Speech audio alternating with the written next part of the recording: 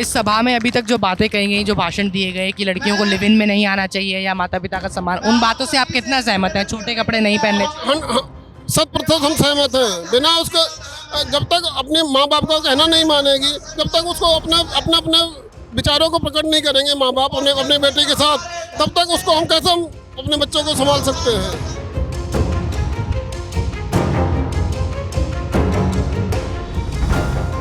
श्रद्धा Walker Madan के murder case में आफताब अमीन पूनावाला की गिरफ्तारी को 2 हफ्ते से ज्यादा का समय बीत चुका है।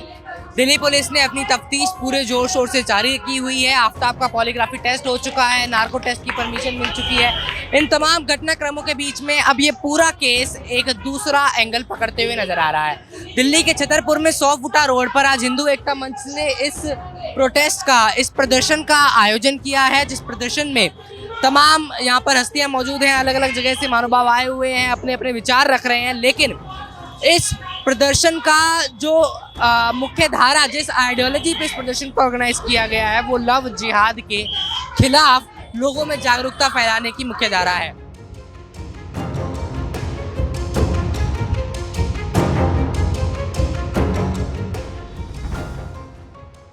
इस जनसभा में आज मुझे 2 भारत देखने को मिले। एक भारत जो देश के युवाओं की ओर से आगे आता है और बात करता है मॉडर्नाइजेशन की, लिबरलाइजेशन की। एक भारत जो देश की जेन ज़ी जनरेशन से आगे आता है और बात करता है महिलाओं के समान अधिकार की, पैट्रियार्कल सोसाइटी को ख़त्म करने की। दूसरा भारत मुझे इस जनसभा में मिला जो उसी महिला के लिए, अपने देश की उसी बेटी के लिए सरकार से और सुप्रीम कोर्ट से कानून को पुख्ता बनाने की गुहार लगाता है। वही भारत जिस भारत के बड़े बुजुर्ग कानून से ये गुहार लगाते हैं कि यदि कोई मुसलमान देश की किसी भी बेटी की हत्या करे तो उसको 2 महीने के अंदर अंदर सजा दे जानी चाहिए।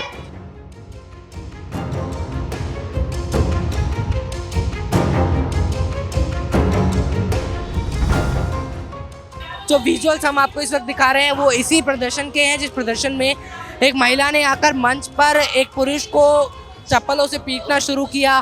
क्लेम लगाया कि उस पुरुष के बेटे ने महिला की बेटी को भगाया। तमाम इस तरह की बातें यहाँ से हो रही हैं।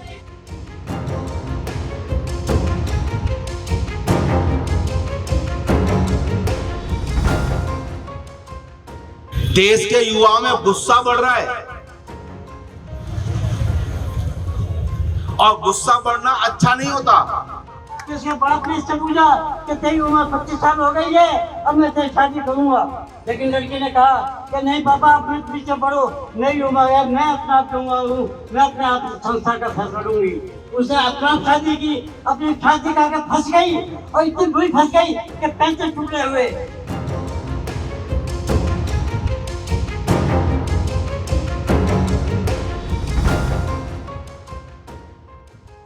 लेकिन हमें ये समझना होगा कि क्या इसी तरीके के प्रदर्शन, क्या इस तरीके की बातें एक लोकतांत्रिक देश में, सांप्रदायिकताहीन लोकतांत्रिक देश में, उस देश की बुनियाद को बिगाड़ने के लिए काफ़ी नहीं है।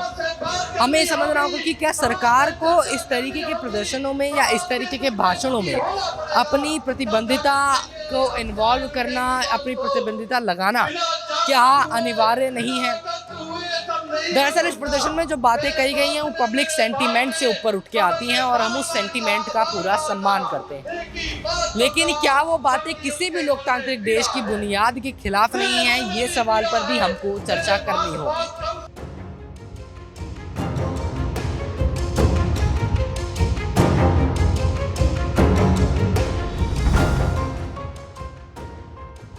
क्या इस देश की न्याय व्यवस्था का आधार इस देश के धार्मिक ग्रंथों में लिखे हुए उन वादों और निरादों और उन नियमों को बनाया जाएगा जिन नियमों के लेखकों द्वारा कही गई बातों को हमने पीढ़ी दर पीढ़ी मॉडिफाई करके इन भाषणों में परिवर्तित कर दिया है।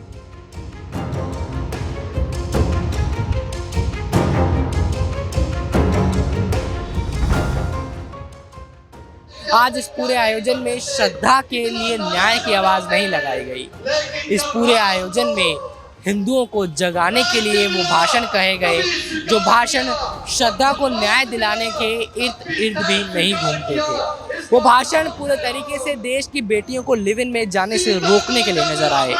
वो भाषण पूरे तरीके से देश की बेटियों को अपने माता पिता का सम्मान करने में नजर आए, जिसमें कोई गलत बात नहीं है। लेकिन सवाल फिर से यही कि क्या वो भाषण वाकई में श्रद्धा वालकर मदान को न्याय दिलाने के लिए दिए जा रहे थे।